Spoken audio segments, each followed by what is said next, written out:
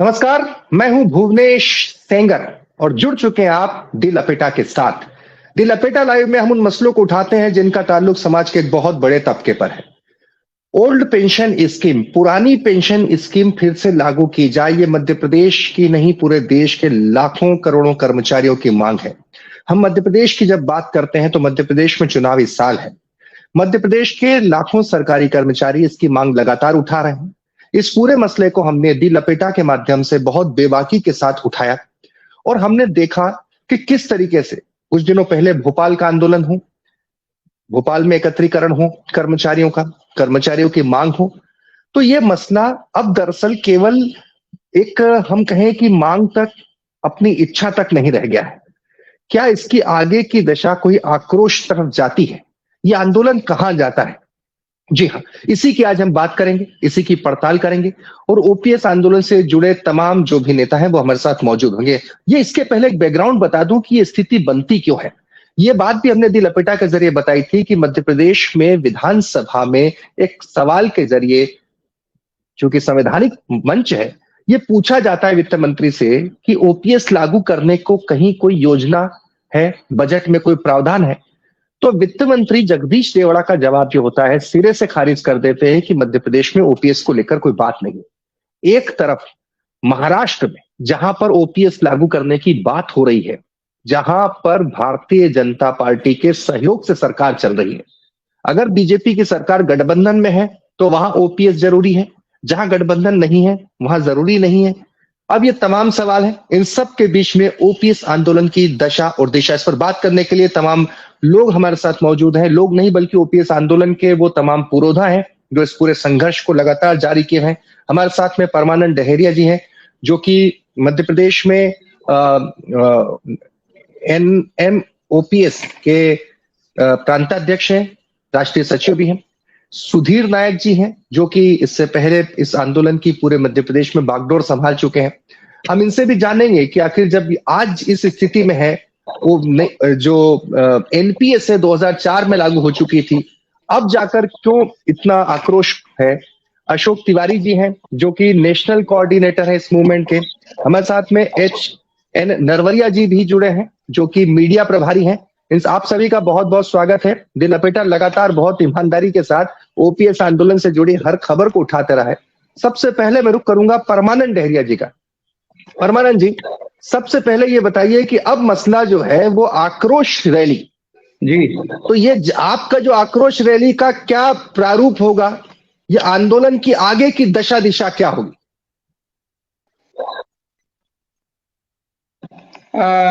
बहुत ही अच्छा प्रश्न आपने द लपेटा के माध्यम से, मीडिया के माध्यम से सरकार के पास ये समाचार जाएगा और हम आपको हृदय से धन्यवाद देते हैं। आपने पूछे कि 26 मार्च जो हमारा है, पूरे विधानसभा को परिप्रेक्ष्य में निर्णय लिया। माननीय मुख्यमंत्री शिवराज सिंह चौहान और मध्य प्रदेश शासन को हमने बजट सेशन में आग्रह करे थे 5 महाकुंभ करके और एक भोपाल में 5 फरवरी का एक सम्मेलन करके एक संदेश दिया था और निवेदन किए थे कि पुरानी पेंशन बजट सेशन में आप लाइए। यदि बजट सेशन में पुरानी पेंशन नहीं आती है तो हमारी इसके बाद में क्या है, बजट सत्र समाप्त हो गया। 13 ब्लॉक में समस्त केंद्रीय एवं राज्य के कर्मचारी अपने यहाँ पर उपस्थित होकर के ब्लॉक मुख्यालय में और आक्रोश रैली करके माननीय महामहिम राज्यपाल महोदय, माननीय मुख्यमंत्री महोदय मध्य प्रदेश और श्रीमान मुख्य सचिव महोदय को एक ज्ञापन सौंपकर पुनः एक आग्रह करेंगे और उन्हें एक बार पुनः विचार करने का जो कहना चाहिए, अभी जो उनका बजट सेशन का एक अनुपूरक बजट में ये पेंशन वाला मुद्दा वो ला सकते हैं।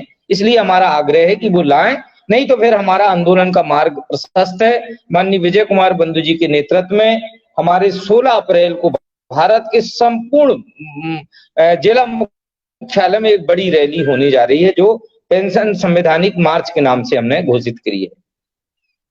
जी, अब यहाँ सवाल ये उठता है कि दरअसल मैं एक घटनाक्रम बताता हूं जो सूत्रों के मुताबिक खबर आई। मैंने दिल लपेटा पर ही विजय कुमार बंधु जी का एक काफी लंबा इंटरव्यू लिया था। उस दरमियान ये बात हुई थी कि कहीं कोई बातचीत हो रही है।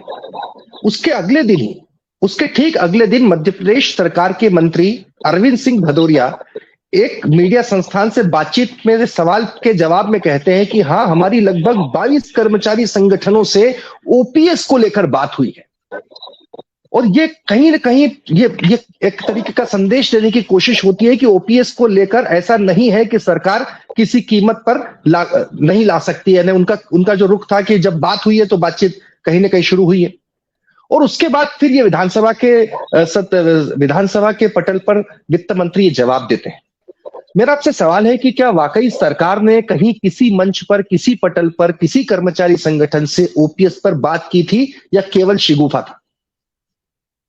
देखिए, ये पत्र मेरे सामने रखा है, मैं दिखा दूं। मध्य प्रदेश शासन समान प्रशासन विभाग शासकीय कर्मचारी कल्याण संगठन मंत्रालय भोपाल का है ये पत्र है, जिसमें क्रमांक 139/2022 भोपाल 24/3/2022 का है। 24/3/2022 का पत्र है, जिसमें इसमें पूरे कर्मचारियों के सिलसिलेवार उन्होंने जो मांग है, मध्य प्रदेश शासन का पत्र है। इसमें देखिए, बिंदु कृपया संगठनों के द्वारा मांग पत्र है ये मांग पत्र जी अरविंद भदौरिया जी के ऑफिस का है, समान प्रशासन विभाग का अरविंद भदौरिया जी के माध्यम से प्राप्त हुआ है। ये मांग पत्र में बिंदु क्रमांक पहले में उन्होंने रखा है कि कर्मचारी, मध्य प्रदेश के कर्मचारियों को पुरानी पेंशन बहाल करने के संबंध में ये वित्त विभाग से जानकारी मांगी गई। ये मेरा पत्र नहीं है। और हमने इसी परिप्रेक्ष्य में माननीय अरविंद भदौरिया जी को इस पत्र के संबंध में हमने ड्राफ्ट तैयार करके दिया था। इस ड्राफ्ट में उन्होंने कर्मचारी, इसमें किस संगठन से आया है, बहुत सारे बिंदु हैं इसमें लिखा है। कर्मचारी, जो बहुत सारे कर्मचारी संयुक्त रूप से वहां गए थे, उन कर्मचारियों का नाम का उल्लेख है संगठन का। और भी अन्य विषय इसमें शामिल किए गए हैं, जिसमें कहना चाहिए मध्य प्रदेश लघु वेतन कर्मचारी है, पंचायत सचिव के मुद्दे हैं, ये मध्य प्रदेश सचिवालय मंत्रालयीन कर्मचारी के मुद्दे हैं। तो मध्य प्रदेश शासन ने विधानसभा के पटल में यदि कोई बात कही है तो ये पत्र गवाह है। हम इसकी रजिस्ट्री उन तक भी पहुंचाएंगे, शायद आपके इस स्क्रीन में दिख रहा है। और ये मध्य प्रदेश शासन का पत्र का मैं उल्लेख कर रहा हूँ। मैं यदि एक शासकीय कर्मचारी सिविल सेवा आचरण संहिता के अंतर्गत आता हूँ, शासन के पत्रों का मैं गलत जवाब दूंगा तो मेरे ऊपर खुद ही कार्रवाई प्रस्तावित हो जाएगी। तो ये आपका कहना है कि सरकार इस प्रक्रिया में थी, सरकार एक तरफ सरकार इस प्रक्रिया को जारी रख रही है और दूसरी तरफ विधानसभा के पटल पर इसको खारिज कर रही है। ये तो विरोधाभासी बात हुई ना सर। ये बात हम समझ नहीं पा रहे हैं कि शासन ने ऐसा जवाब क्यों दिया, पर ये पत्र हमारे पास शासन का है और उन्होंने विचार किया मार्च 2022 में। और इस चिंतन के लिए वो पचमढ़ी भी गए हैं। पचमढ़ी के बाद इस बात को उन्होंने समाप्त कर दिया और विधानसभा में गलत, मतलब एक जानकारी जो दी वो उसका प्रमाण है कि हमारे पास में ये प्रमाण है सर। बिल्कुल। नरवरिया जी भी हमारे साथ में है, मीडिया प्रभारी हैं आपके। नरवरिया जी भोपाल में रहते हैं। नरवरिया जी, आप जब वहां पे देखते हैं, क्योंकि ये बात आई है अभी हाल ही फिलहाल में, इस तरह की बात भी सामने आई कि रूलिंग पार्टी की जब बात, क्योंकि पार्टी जो रूलिंग पार्टी उसकी जिम्मेदारी होती है, रूलिंग पार्टी की जब बात आती है तो बहुत सारे विधायक ऑफ द रिकॉर्ड वो ये कहते हैं कि हाँ, एनपीएस हटना चाहिए, ओपीएस लागू होना चाहिए, यानी पुरानी पेंशन स्कीम फिर से लागू होनी चाहिए। लेकिन वो जिस पटल पर ये बात रखनी चाहिए वो उस पर नहीं रख पाते। हमने उनसे, सत्ता पक्ष के लोगों से 3 बार निवेदन किया, उनको पत्र भी लिख करके दिया है। हमने 4-5 मंत्रियों से भोपाल में रहकर निवेदन किया, बात किया, वर्तमान विधायकों से भी। वो स्पष्ट तौर से कुछ नहीं कह सकते। उनकी अंदर से जो हमें समझ में आए कि पार्टी की कोई गाइडलाइन है, वो पार्टी की गाइडलाइन के विरोध में वो जा नहीं सकते हैं। या फिर इसका जवाब माननीय मुख्यमंत्री जी दें या प्रधानमंत्री जी देंगे मध्य प्रदेश के संदर्भ में। कि भारतीय जनता पार्टी के 11 राज्य जहां भी शासन है स्टेट के, वहां पर कहीं भी पुरानी पेंशन बहाली योजना अभी संदर्भ में लागू नहीं की गई है। हाँ, महाराष्ट्र में जरूर है, उनमें गठबंधन सरकार 7 दिन के हड़ताल में वो ओपीएस के लिए माने हैं। लेकिन मध्य प्रदेश में अभी हमने सिर्फ इतना कर पाए हैं कि इसको हमने विधानसभा में मुद्दा बना दिया है, विधानसभा चुनाव के लिए मुद्दा बन गया है। और यहाँ के कर्मचारियों में जागृति फैल गई है। यदि हमको पेंशन नहीं दिया जाएगा तो हम, जो पार्टी हमको पेंशन देगी उसके पक्ष में मतदान करेंगे, ये उनके मन में सोच बन गई है। लेकिन हम वर्तमान सरकार, मध्य प्रदेश सरकार से ही हम यह चाहते हैं, उनके ही उनमें नेतृत्व में ये हमारे पुरानी पेंशन बहाली हो। इसके लिए हमने नई कार्य योजना हम मिलकर के, जैसे महाराष्ट्र में आंदोलन हुआ है वहां से हम उत्साहित हुए हैं, ऐसे ही मध्य प्रदेश में कई कर्मचारी संगठनों से मिला करके हम बैठक करने वाले हैं। जबरी अभी जो राष्ट्रीय प्रोग्राम बने उसके तहत हमारे कार्यक्रम तो हैं ही, साथ ही नए परिप्रेक्ष्य में हम लड़कर इसी सरकार से लेना चाहेंगे और सरकार हमें देगी, वैसा हमें उम्मीद है। जी, वही कहना था कि तमाम कर्मचारी संगठन हैं, उन सबसे तालमेल, क्योंकि बड़ा वर्ग तो शिक्षक वर्ग है ही, लेकिन अन्य सरकारी जो विभाग है वहां पर भी ओपीएस का विषय है, वो उस तरह से खुलकर सामने आ सके, उसके लिए क्या तालमेल की कोशिश की जा रही है? नहीं, हमारे साथ कई संगठन जुड़े हैं, जैसे स्वास्थ्य विभाग के जुड़े हैं, बिजली विभाग के जुड़े हुए हैं, मंत्रालय के जुड़े, सुधीर नायक जी हैं, वो बता पाएंगे मंत्रालय के। तो हमने बहुत सारे संगठन इसमें जोड़ लिए हैं, कुछ और जोड़ने की जरूरत है उसमें, तो जो हम जोड़ लेंगे, इसको जोड़ करके अमली जामा हम पहना देंगे और मध्य प्रदेश में महाराष्ट्र जैसे बड़ा आंदोलन खड़ा कर देंगे। बिल्कुल। सुधीर नायक जी चूंकि वरिष्ठ हैं और सीनियर हैं और इस आंदोलन से काफी पहले से लगातार जुड़े हैं, इसे लीड किया है। नायक साहब जी, स्वागत है आपका। एक बात बताइए, बहुत बड़ा मुश्किल होता है एक तो सरकार में काम करना, फिर सरकार के खिलाफ खड़ा होना और उस आंदोलन में रहना, और फिर उसका नेतृत्व करना तो और मुश्किल होता होगा। स्वाभाविक है, जब आम आदमी पर इतना दबाव होता है किसी आंदोलन का, तो सरकारी नुमाइंदे के ऊपर तो कई गुना ज्यादा दबाव होता होगा। आपको क्या लगता है कि मध्य प्रदेश में क्या आंदोलन उस स्तर पर पहुंच सकता है जहां पर बीजेपी सरकार को कुछ फैसला लेना पड़े? देखिए, मैं इस बात का स्वागत करता हूं कि आपने अपने चैनल के माध्यम से इस विषय को उठाया, इसकी बहुत ही आवश्यकता है। दूसरा, मैं इस बात को कई जगह कह चुका हूं और आपके चैनल के माध्यम से एक बार पुनः दोहरा रहा हूं कि पुरानी पेंशन का जो मामला है, ये राजनीतिक मामला है ही नहीं, ये विशुद्ध मानवीय मामला है। माने आप सोचिए कि किसी व्यक्ति से हम 30-35 साल तक काम कराएं और जब उसका बुढ़ापा आ जाए, उसके हाथ पैर चलना बंद हो जाए, तब हम उसको बेसहारा छोड़ दें, उसके हाल पे छोड़ दें, तो हम कितने अमानवीय समाज कहलाएंगे, बहुत ही असंवेदनशील समाज हम कहलाएंगे। तो मैं हमेशा से इस बात का पक्षपाती रहा हूं कि इसको राजनीतिक चश्मे से इस मुद्दे को देखा ही नहीं जाना चाहिए, और ये विशुद्ध मानवीय प्रश्न है और इसको हमें मानवीय धरातल पे ही इसका हल ढूंढना पड़ेगा, और हम उसी दिशा में प्रयास कर रहे हैं। और एक बात मैं आपको स्पष्ट करना चाहता हूं कि भारत में लोकतंत्र है, और जब किसी विषय पर कोई जन भावना बन जाती है तो फिर उसकी उपेक्षा कोई नहीं कर पाता। तो आज जो पुरानी पेंशन का मामला है, ये एक जन भावना के रूप में ये तब्दील हो चुका है।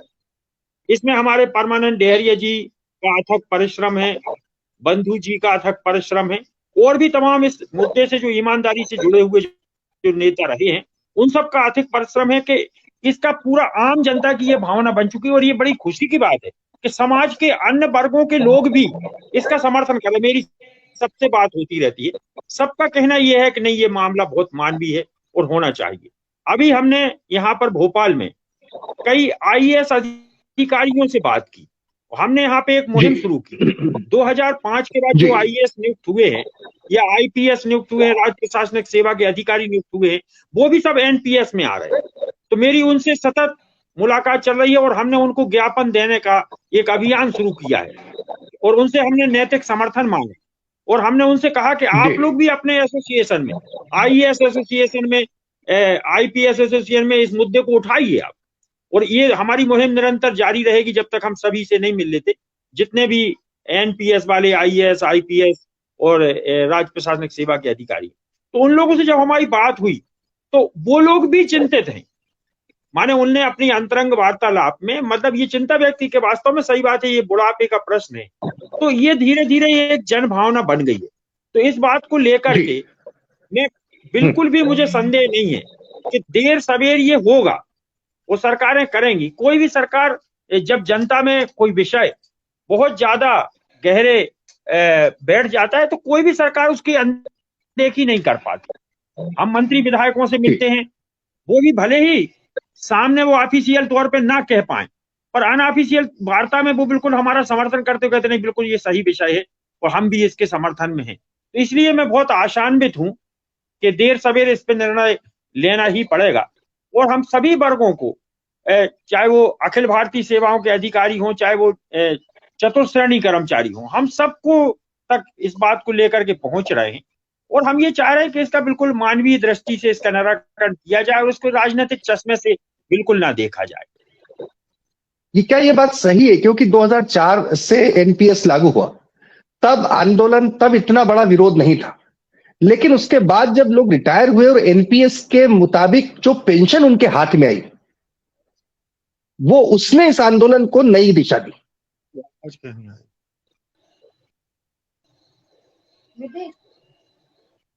जी एक मिनट, परमानंद जी आप, जी मेरी आवाज आ रही है अब आपको? चलिए परमानंद जी भी आप अगर मुझे सुन पा रहे हैं। हाँ जी बोले। जी तो परमानंद जी ये सवाल यही है कि जब नई पेंशन के मुताबिक जब वो पैसे हाथ में आए लोगों के, तब जाके समझ में आया कि वो अपने आप को ठगा हुआ महसूस किया। क्या हुआ कि मेरी आवाज आ रही सर? बिल्कुल आ रही, स्पष्ट आ रही है। हाँ, मूलतः बात दरअसल ये हुई कि 98 के जो कर्मचारी थे शिक्षा विभाग के, शिक्षा कर्मी, संवेदनशाला शिक्षक, गुरुजी और हमारे जो अध्यापक संवर्ग के जो साथी थे वो रिटायर्ड हुए।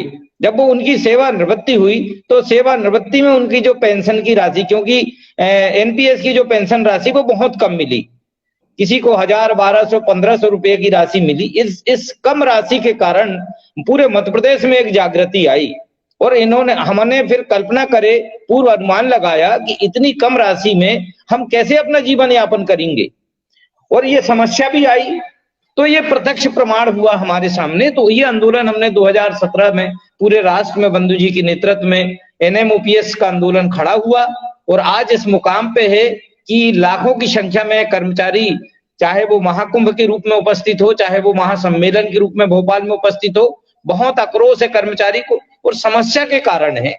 ये बड़ा, जैसे पूरे समाज के समस्त वर्गों में इसका समर्थन प्राप्त हो रहा है, जनप्रतिनिधियों से इसका समर्थन प्राप्त हो रहा है। हमें एक भी ऐसा जनप्रतिनिधि या कोई भी माननीय मंत्री महोदय, कोई भी ऐसा शासकीय कर्मचारी अधिकारी नहीं मिले जिन्होंने ये ना कहा हो कि ये मुद्दा जी, सबने इस बात का समर्थन किया है, समाज के लोग समर्थन कर रहे हैं और विश्वास है हमें कि इसमें सफलता मिलेगी। और हम तो मध्य प्रदेश शासन से पुनः बार बार ज्ञापन देकर के आग्रह कर रहे हैं कि ये मुद्दे को उन्हें हल करना चाहिए, नहीं तो निकट भविष्य में चुनाव है, बहुत आक्रोश है और हमारे मध्य प्रदेश में 5 लाख कर्मचारी, 6.5 लाख कर्मचारी और हर एक विधानसभा के अंदर 5 से 7 हजार कर्मचारी है। जो इस विषय पर लेकर के निर्णय करेगा वो मतदाता है इस प्रदेश का और जरूर निर्णायक उसकी वोट हो सकती है। चलिए, वोट निर्णायक हो सकती है क्या? इस स्थिति में क्या कहीं एक फैसला सुनाया जाएगा जो ओपीएस आंदोलन कर रहा है आपका संघ? इस पर मैं आऊंगा बाद में। नायक साहब हमारे साथ जुड़ चुके हैं। नायक साहब मेरी आवाज अगर आप तक पहुंच रही तो। अर्थशास्त्र जी, केंद्रीय वित्त मंत्री निर्मला सीतारमण कहती है, हाल ही में उनका बयान आया था कि जो राज्य ओपीएस लागू करेगा वो दिवालिया हो जाएगा, जो राज्य ओपीएस लागू करेगा उसे केंद्र से फूटी कौड़ी नहीं मिलेगी।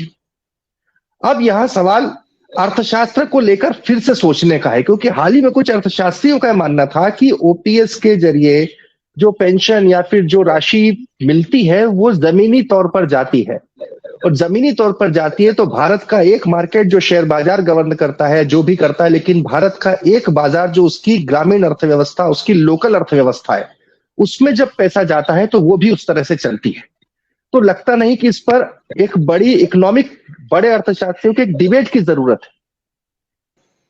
बिल्कुल, आपने बहुत सही प्रश्न उठाया है और इस विषय पे हम लोगों ने प्रारंभिक तौर पे चिंतन भी किया है और डेहरिया जी से भी हमारी इस संबंध में बात हुई है कि कुछ अर्थशास्त्रियों को और कुछ रिटायर्ड प्रशासनिक अधिकारियों को, वित्तीय सेवा के अधिकारियों का एक सेमिनार हम इस विषय में भोपाल में आयोजित करने का सोच रहे हैं कि इस बात को लेकर के जो भ्रम है कि जैसे कहा जा रहा है कि ओपीएस लागू की जाएगी तो बड़ा भारी कोई दिक्कत आ जाएगी।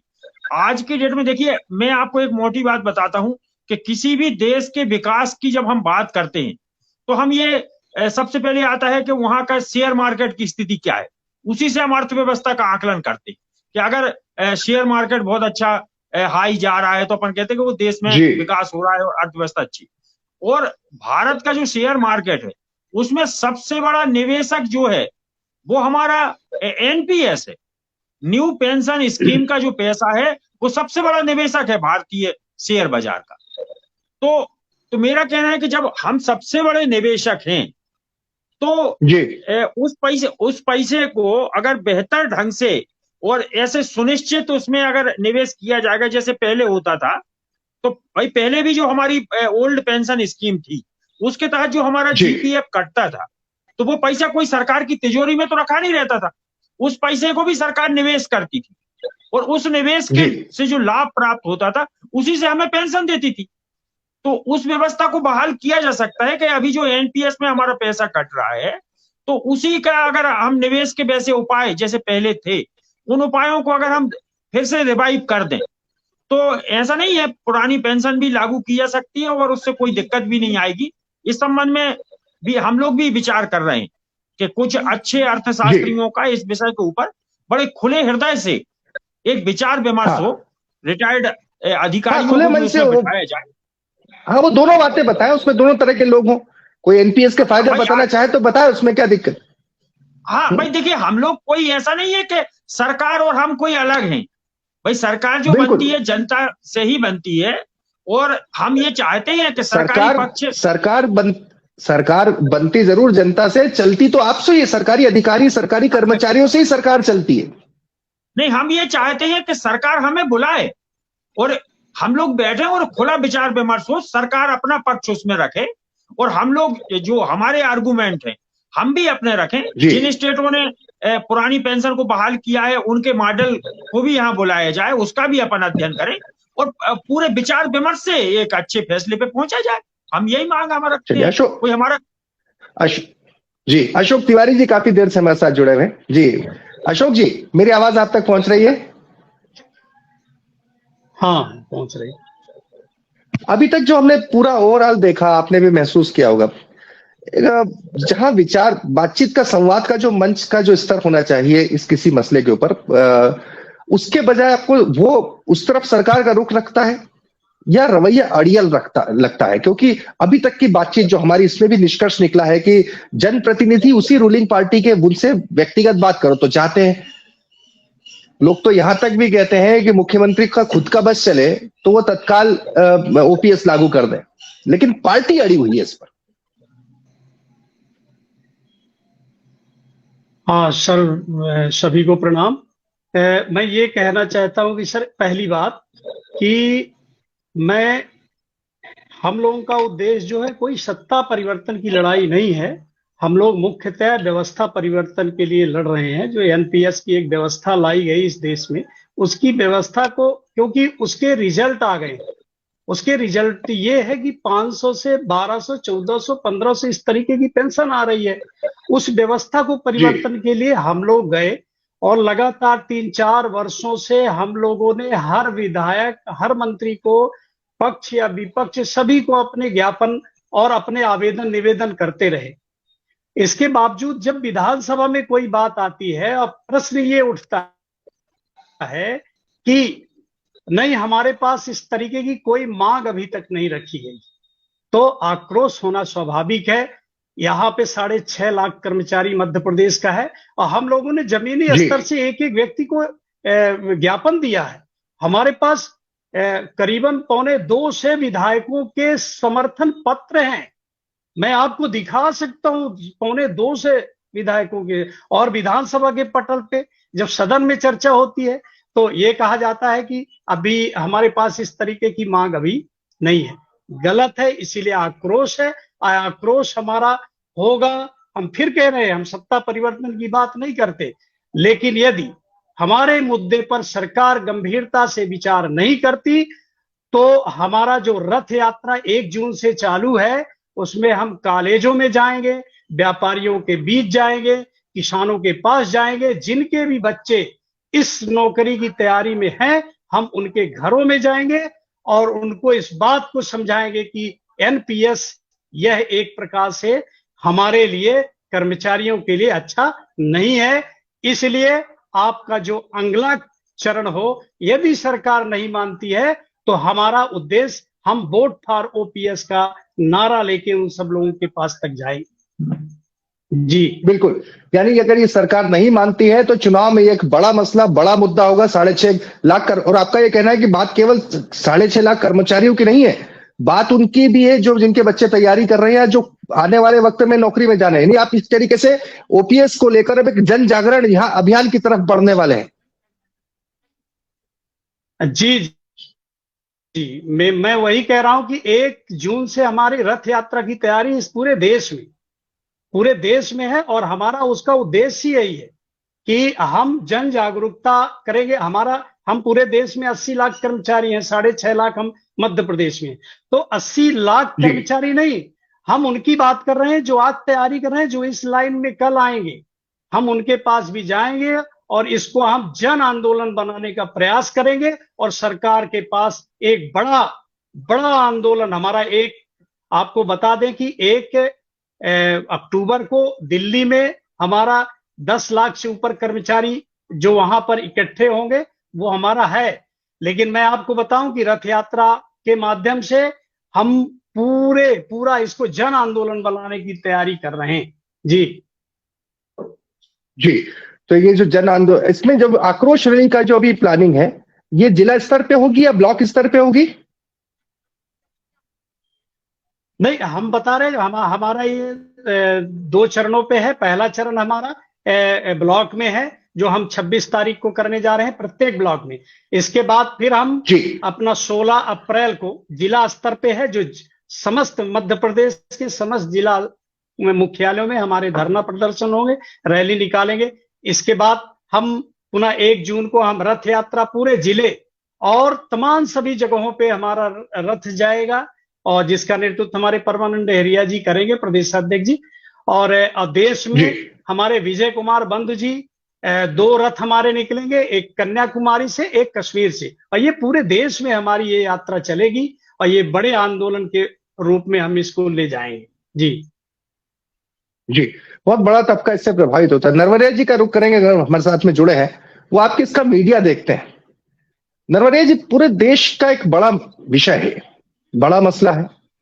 दूसरी तरफ हमारा जो मेन स्ट्रीम मीडिया है वो जिस तरफ जाता है, मैं स्वयं उसमें रहा हूं, आपका तजुर्बा क्या कहता है? जो मेन स्ट्रीम मीडिया है, क्या वो इस मसले को इतनी गंभीरता से उठा पाता है, उतनी बेबाकी से बात रख पाता है, या वो सरकार के दबाव में वो बात को रख नहीं पाता जिस तरीके से उसे रखना होती है? मेन स्ट्रीम मीडिया ने इसमें महत्व नहीं दिया है, जहां तक मेरा सोचना है। कुछ एक चैनल से, कुछ एक अखबार हैं, वो अखबार जरूर इसमें प्रमुखता दी है, लेकिन मेन स्ट्रीम मीडिया में इसमें पेंशन को लेकर के अभी इतना गंभीर नहीं है, इतना तो मैं कह रहा हूँ। बाकी जो अपना जो डिजिटल प्लेटफॉर्म है, वो लोग इसमें बहुत ज्यादा गंभीरता लगवाते, कई डिबेट्स होते हैं, कई चैनल्स में सारी चीजें उनमें चलती रहती, खबरें सारे होती रहती हैं। जो छोटे अखबार हैं और जो डिजिटल प्लेटफॉर्म है, उन पे हमारी पूरी बात जाती है। बड़ा मेन स्ट्रीम मीडिया अभी हमें इतना नहीं दिखाया। हमने इतनी बड़ी रैली करी मध्य प्रदेश में हमने कर्मचारी जगत की इतनी बड़ी रैली करी है, जो आजादी के बाद से इतनी बड़ी रैली नहीं हुई है, लेकिन मेन स्ट्रीम मीडिया ने अभी नहीं दिखाई उस चीज।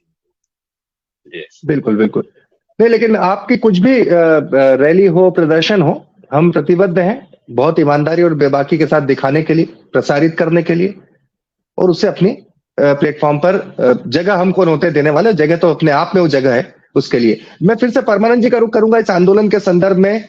परमानंद जी, चलिए, शेख हनीफ साहब भी हमारे साथ जुड़ चुके हैं। हनीफ साहब, माइक को आप अनम्यूट कर दीजिए तो आप बात कर पाएंगे। जी नमस्ते। जी आवाज आ रही है? जी हाँ, बिल्कुल आपकी आवाज आ रही है, बहुत स्पष्ट आ रही है। काफी देर से इस पर चर्चा हो रही थी हनीफ साहब, आप जुड़ नहीं पाए थे, कुछ तकनीकी वजह थी। परमानंद जी से बताया जिस तरीके से आक्रोश ब्लॉक स्तर पे 26 मार्च को आक्रोश रैली की तैयारी है, उसके बाद से ये मसला सरकार मानती है। अब आप जो जन जागरण की बात हुई है, मैं उसके सवाल पे आपके पास आना चाहता हूं कि ओपीएस को लेकर पब्लिक अवेयरनेस, इसको आप कितना जरूरी समझते हैं और इस दिशा में आपके हिसाब से क्या होना चाहिए? सर, जब से ये 2004 से एनपीएस लागू हुआ है तब इसके दुष्परिणाम हमारे सामने नहीं आए। अभी 2019 और 20 के बाद जैसे हमारे साथी सेवानिवृत्त हुए तो बहुत ही कम 800-900 रुपए उनको पेंशन मिली। और हमने आदरणीय परमानंद डहरिया जी के नेतृत्व में 2020 में ही एक जागृति अभियान उज्जैन से शुरू किया, बाबा महाकाल की नगरी से। और आज हमारा कर्मचारी जगत में पूरी तरह से पेंशन की मांग बहुत ही जोर शोर से उठाई जा रही है।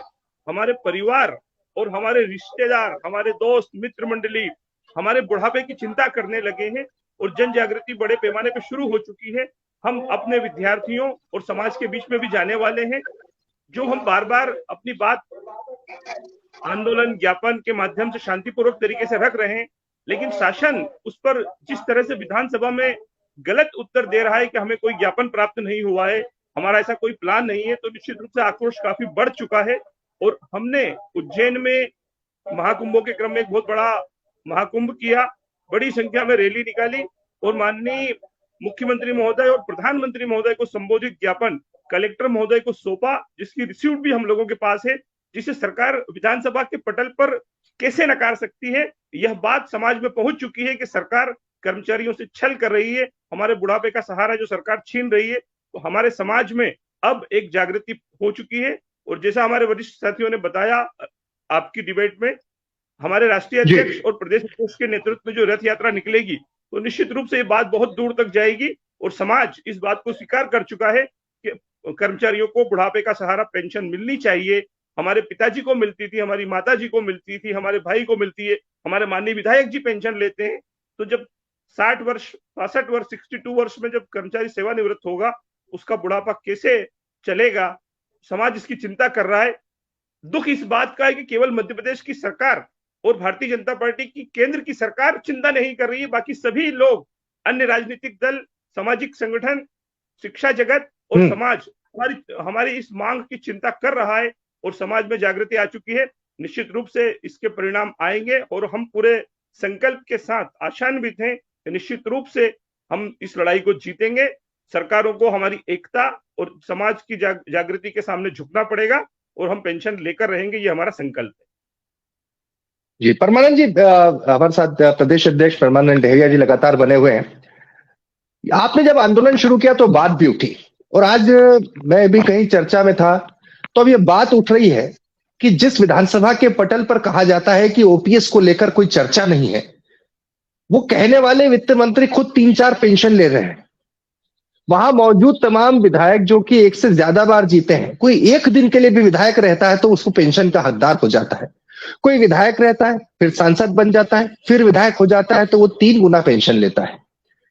ये बात भी अब लोगों के बीच जा रही है। क्या इस मसले को भी जन जागृति के तौर पर ओपीएस का जो आपको आंदोलन है वो पहुंचाएगा?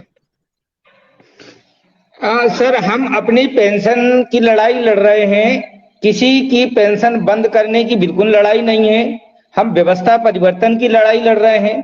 क्योंकि इसके पहले जब पेंशन आंदोलन हमने प्रारंभ नहीं किए थे तो हमारे जो माननीय विधायक हैं, माननीय मंत्रीगण हैं, इनको क्या क्या सुविधाएं मिलती थी इसका अध्ययन हमारे पास नहीं था। हाँ, इस आंदोलन से एक बात जरूर हुई कि जैसे हमारे जो स्थानीय जिस जिले में मैं रहता हूं तो हमारे एक जो सांसद महोदय हैं वो पहले पूर्व में मंत्री रहे, विधायक रहे, तो वर्तमान में सांसद का वेतन और विधायक की पेंशन प्राप्त कर रहे हैं। ये बात हमने समाज के समक्ष रखा कि हमारे माननीय मंत्रीगण और जो इतने भी विधायक गण हैं इनको बहुत सारे संसाधन मिल रहे हैं और संसाधन मिलने के साथ साथ में इन्हें 2-2, 3-3 पेंशन प्राप्त कर रहे हैं। हम बड़े विडंबना वाली बात है, हमारे यहाँ विधान परिषद नहीं है, हमारे अन्य स्टेट में विधान परिषद है। यदि कोई विधायक विधान परिषद का सदस्य रहे, फिर वो विधायक बन जाए, विधान परिषद की एक पेंशन, विधायक की एक पेंशन, फिर वो राज्यसभा का सदस्य बन गया, फिर वो लोकसभा का बन गया, 4 पेंशन मिल गई। और संयोग से यदि वो विधायक जी सीधे राज्यपाल प्रमोट हो जाते हैं तो उन्हें 5 पेंशन मिलती है, प्लस उनको विधायक मतलब विधान परिषद की सुविधाएं, विधायक की सुविधाएं, फिर उन्हें मंत्री बने तो मंत्री की सुविधाएं पेंशन के रूप में जो मिलती है उनको, और अन्य जो संसाधन उनके सहयोग के लिए मिलते हैं, और राज्यपाल बन गए तो उसकी सुविधाएं मिलती। तो इतनी सुविधाएं जो मिल रही है, तो क्या हमारा कर्मचारी जो 62 साल 65 साल की आयु तक काम करता है और 30-32 साल तक करता है और वेलफेयर स्टेट है, तो उसकी सामाजिक जिम्मेदारी उठाने की जिम्मेदारी मध्य प्रदेश शासन की या भारत सरकार की नहीं होती। रही बात विधानसभा पटल में, हमने एक बात को देखा है, भारतीय जनता पार्टी की जहां भी सरकारें हैं पूरे भारत में, वो हमेशा माननीय मोदी जी की तरफ देख रहे हैं कि मोदी जी इस पे कोई ना कोई निर्णय करेंगे। और भारत में इतने अच्छे जो प्रधानमंत्री हमें मिले हैं, इनके जो भी निर्णय हुए, बहुत निर्णय करने में इनकी जो क्षमताएं हैं पूर्व प्रधानमंत्रियों से ज्यादा वर्तमान में हम जो देख पा रहे हैं इनकी बहुत अधिक है। तो हम भी आशा करते हैं कि माननीय प्रधानमंत्री लेंगे, पर जब भी कभी कोई निर्णय प्रदेश का होता है या लेने की बात आती, तो निर्णय होने के पहले दिन तक पूरी गंभीरता और कठोरता से यही कहते कि हम ये नहीं करने वाले, और दूसरे दिन आके निर्णय कर देते। ये चीजें भारतीय जनता पार्टी की गाइडलाइन में देखी गई। तो हम इस परिप्रेक्ष्य में देखते हैं कि माननीय मुख्यमंत्री जी कल तक हमको पेंशन की जो बात विधानसभा पटल में कहे, मंत्री जी ने कहे, वो बात कहेंगे, पर निर्णय जरूर करेंगे, ये हमें उनसे आशा है। और हम तो उनके, हमारे संरक्षक होती सरकार, हम उनके सिस्टम में जो जिसकी सरकार रहेगी हम उस पर काम करेंगे। हम किसी राजनीतिक दल के प्रति हमारी आस्था है, ना लगाव है, ना किसी प्रकार। एक बात आपकी जो मैं जोड़ना चाहूंगा, बीच में सदन में आई थी इस चर्चा में कि सीतारमण जी कहती हैं कि हम जो एनपीएस की राशि वापस नहीं करेंगे जो सरकारों ने करी। एक बार तो उन्हें वापस कर दी एनएसडीएल ने। जो कर्मचारी हमारा अभी भारत सरकार ने एक और जो 2004 के पहले वाले कर्मचारी का उनका जो पैसा था वापस करे उन्होंने, जो हाई कोर्ट गए, सुप्रीम कोर्ट गए, जो जिन्होंने पेंशन पात्रता हो गए, जिनका विज्ञापन 2004 का था, पहले का था, उनकी तो उनका पैसा तो वापस कर दिया आपने। अब दोबारा जो पैसा वो वापस क्यों नहीं करेंगे? जब एक बार पैसा वापस कर दिए एनएसडीएल ने, एनपीएस की राशि वापस कर दी, तो दोबारा वापस करने में क्या दिक्कत है? तो ये हठधर्मिता वाला विषय है, और हठधर्मिता और वाला जो विषय है ये राज्य से जुड़ा विषय है। हमारे 5 राज्यों ने पेंशन बहाल कर दी। हमारे 5 केंद्र का यदि डीए बढ़ता है तो राज्य जब बढ़ाना होता तब बढ़ता है। तो ये राज्य का विषय है। माननीय शिवराज सिंह जी चौहान विगत वर्षों से कर्मचारी के हितैषी हैं, तो वो करेंगे, पर एक बड़ी कठोरता दिखी उनके हृदय में, बड़ी पीड़ा होती है। हमारे कर्मचारी बड़े कठोर हृदय के बन गए हैं अभी कुछ दिन में, बड़े विनम्र हैं, बहुत अच्छे शिवराज सिंह चौहान हमारे मामा जी हैं, समाज के हर वर्ग को, दुखती नब्ज को देखते हैं, पर कर्मचारी के प्रति उनका हृदय बड़ा कठोर है। मैं आपसे बताना चाहूंगा, प्रमाण है मेरे पास।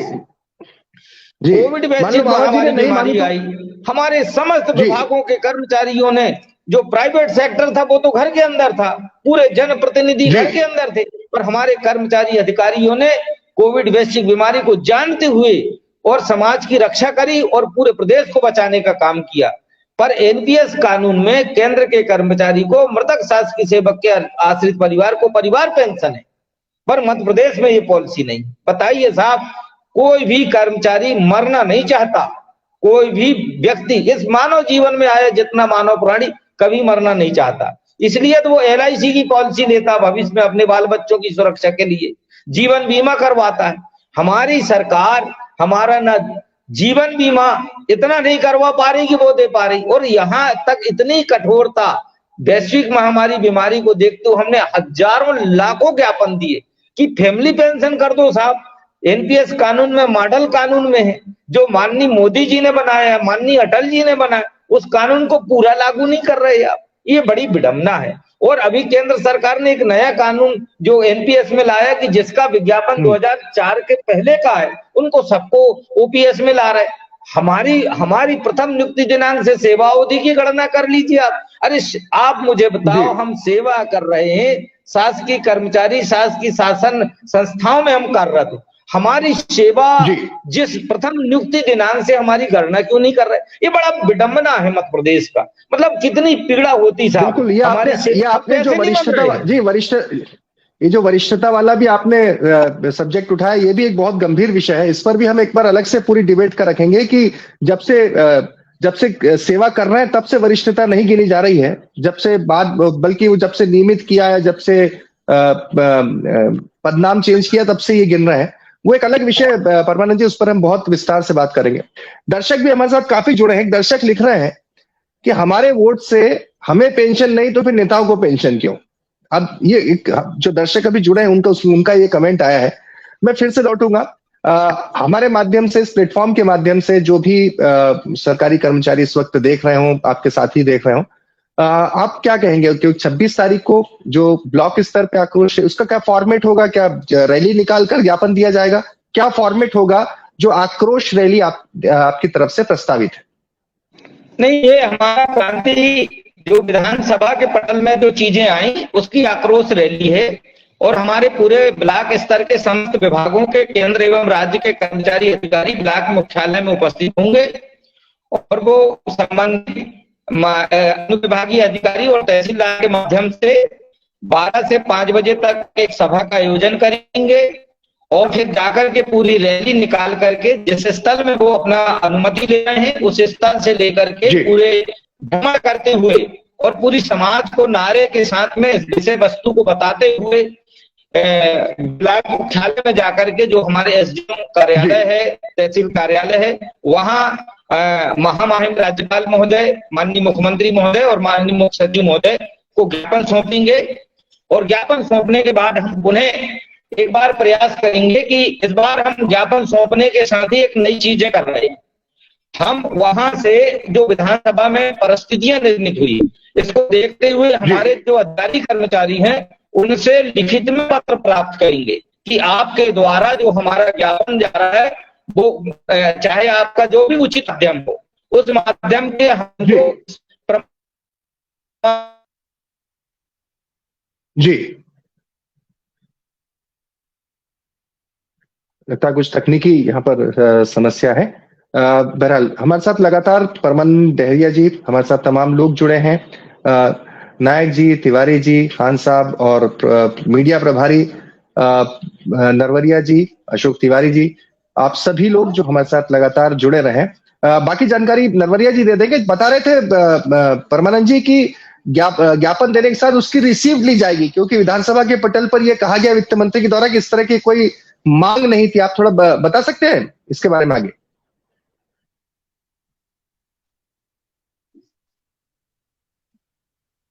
जी नरवरिया जी। रिसीव्ड हम लेंगे उसकी।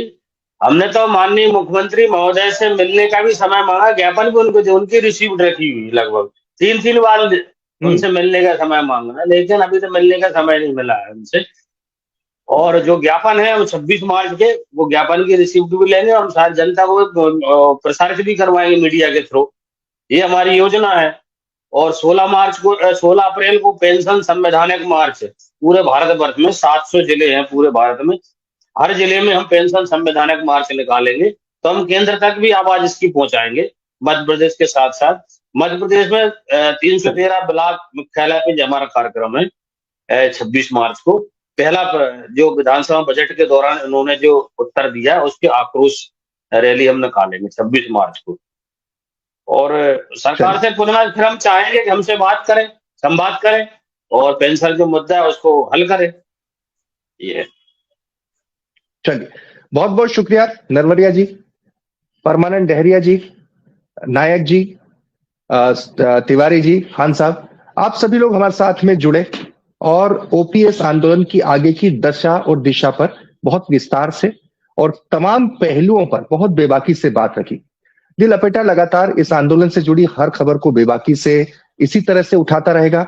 आपके चाहे आंदोलन की खबर हो या कुछ भी खबर हो, हम इसी तरीके से आपको इस प्लेटफॉर्म के जरिए दिखाते रहेंगे।